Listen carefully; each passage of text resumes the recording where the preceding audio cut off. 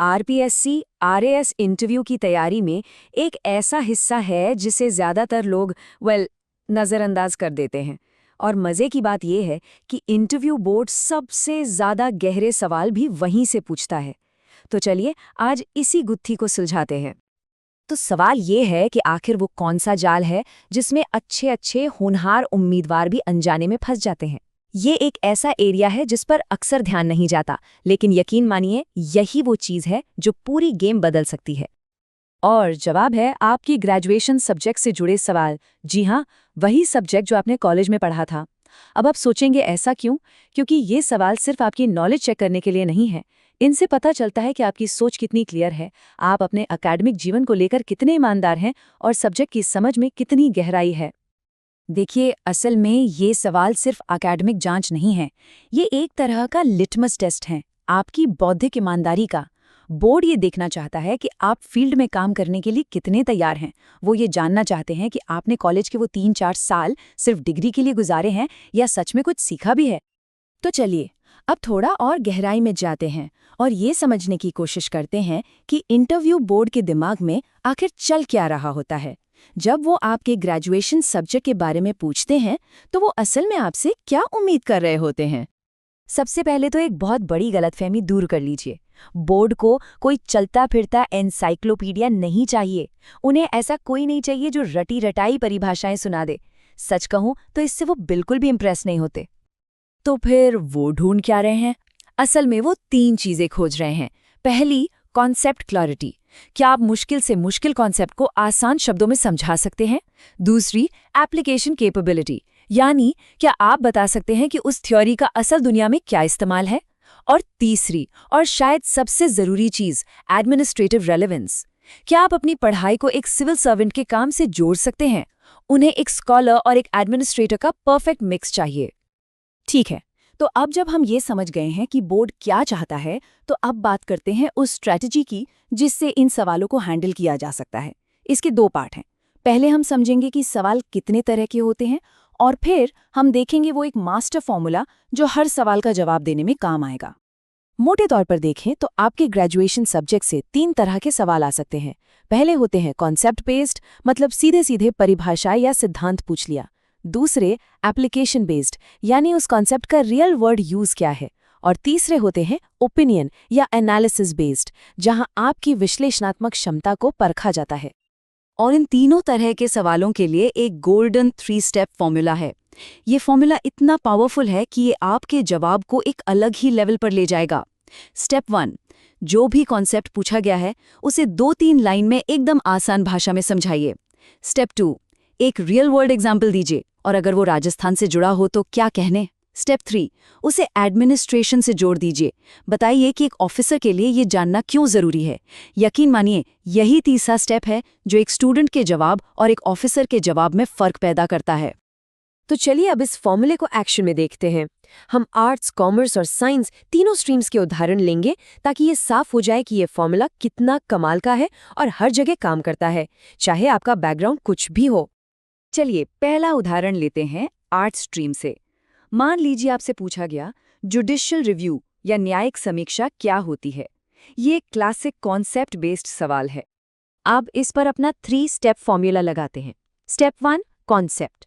आसान भाषा में ये न्यायपालिका की वो ताकत है जिससे वो चेक करती है कि कोई कानून संविधान के हिसाब से है या नहीं।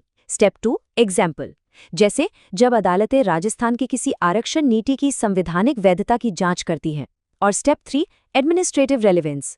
एक आरएएस ऑफिसर के लिए ये समझना बेहद जरूरी है ताकि वो जो भी काम करे वो कानून के दायरे में हो और बाद में कोई कानूनी पंगा ना। ठीक है, अब आते हैं कॉमर्स के एक उदाहरण पर। बोर्ड आपसे पूछता है जीएसटी का मेन पर्पस क्या है। ये भी एक बहुत कॉमन और बहुत जरूरी सवाल है। चलिए फिर से वही फॉर्मूला इस्तेमाल करते हैं। Step 1, concept. जीएसटी एक यूनिफॉर्म इनडायरेक्ट टैक्स सिस्टम है जो एक देश एक टैक्स के आइडिया पर पूरे देश को एक मार्केट बनाता है। Step 2, example. पहले वैट, सर्विस टैक्स जैसे ढेरों टैक्स होते थे। जीएसटी ने इन सब को एक में मिला दिया जिससे बिजनेस करना आसान हो गया। और स्टेप 3, एडमिनिस्ट्रेटिव रेलेवेंस। एक आरएस अफसर के लिए जीएसटी को समझना बहुत जरूरी है क्योंकि इसी से राज्य का रेवेन्यू, बजट और लोकल बिजनेस से जुड़े मुद्दे समझ आते हैं। और आखिर में एक उदाहरण साइंस वालों के लिए। सवाल बहुत बेसिक लग सकता है, फोटोसिंथेसिस या प्रकाश संश्लेषण क्यों जरूरी है? अब देखिए, ये उदाहरण कितना शानदार है। ये दिखाता है कि किसी भी सब्जेक्ट को एडमिनिस्ट्रेशन से कैसे जोड़ा जा सकता है। Step 1, concept. ये वो प्रोसेस है जिससे पौधे सूरज की रोशनी को एनर्जी में बदलते हैं, जो धरती पर जीवन का आधार है। Step 2, example. राजस्थान जैसे रेगिस्तानी राज्यों में पेड़ पौधों की कमी सीधे सीधे इकोलॉजिकल बैलेंस पर असर डालती है। और स्टेप 3, एडमिनिस्ट्रेटिव रेलेवेंस। एक अफसर को इसकी समझ होनी चाहिए ताकि वो पर्यावरण, पेड़ लगाने के अभियान और क्लाइमेट चेंज से जुड़ी पॉलिसीज को बेहतर तरीके से बना सके और लागू कर सके। देखा आपने, ये फॉर्मूला हर जगह फिट बैठता है। तो हमने ये तो देख लिया कि क्या करना है, लेकिन ये जानना भी उतना ही जरूरी है कि क्या बिल्कुल नहीं करना है। कुछ ऐसी कॉमन गलतियां हैं जो एक अच्छे खासे इंटरव्यू का मजा किरकिरा कर सकती हैं। तो ये हैं वो 5 गलतियां जिनसे आपको हर हाल में बचना है। पहली, किताबी परिभाषाएं रटकर सुनाना। ये दिखाता है कि आपने बस रट्टा मारा है। दूसरी, अपने सब्जेक्ट को ही हल्के में लेना। ये आपकी बौद्धिक ईमानदारी पर सवाल उठाता है। तीसरी, सीधे फीधे बोल देना, सॉरी सर, याद नहीं। ये एक बहुत ही पैसिव जवाब है। चौथी, अपने सब्जेक्ट को एडमिनिस्ट्रेशन से न जोड़ पाना। ये शायद सबसे बड़ी गलती है। और पांचवी, ओवर कॉन्फिडेंट दिखना। ज्ञान और अहंकार में बहुत बारीक लाइन होती है। खासकर ये लाइनें, मुझे याद नहीं या ये तो मैंने पढ़ा नहीं था, ये शब्द आपकी तैयारी की कमी और सीखने की इच्छा न होने का सीधा संकेत देते हैं। इसका बहुत ही नेगेटिव असर पड़ता है। तो इसकी जगह क्या कहें? एक बहुत बेहतर और समझदारी भरा तरीका है। आप कह सकते हैं, सर हो सकता है मुझे एग्जैक्ट डेटा या फैक्ट्स याद ना हो, लेकिन इसका जो मूल कॉन्सेप्ट है वो ये है। देखिए, इससे ये पता चलता है कि भले ही आपको फैक्ट्स याद ना हो, पर आपकी कॉन्सेप्ट पर पकड़ मजबूत है। ये आपकी मैच्योरिटी दिखाता है।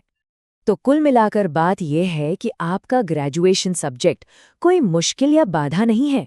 सच तो यह है कि अगर आपका अप्रोच सही हो तो ये आपका सबसे बड़ा स्कोरिंग एरिया बन सकता है। ये आपकी पर्सनैलिटी का सबसे सच्चा हिस्सा है। तो बस एक बात याद रखिए, अपने सब्जेक्ट को किताबी नहीं बल्कि यूटिलिटी बेस्ड बनाइए। बोर्ड आपको एक स्टूडेंट की तरह नहीं बल्कि एक भविष्य के ऑफिसर की नज़र से देख रहा है।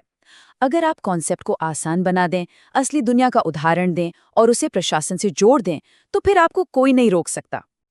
तो मैं इस पूरी बातचीत को एक सवाल के साथ खत्म करना चाहूंगा। सोचिएगा जरूर, आपका ग्रेजुएशन सब्जेक्ट आपकी सबसे बड़ी ताकत है या फिर वो छिपी हुई कमजोरी जो आपको पीछे खींच सकती है?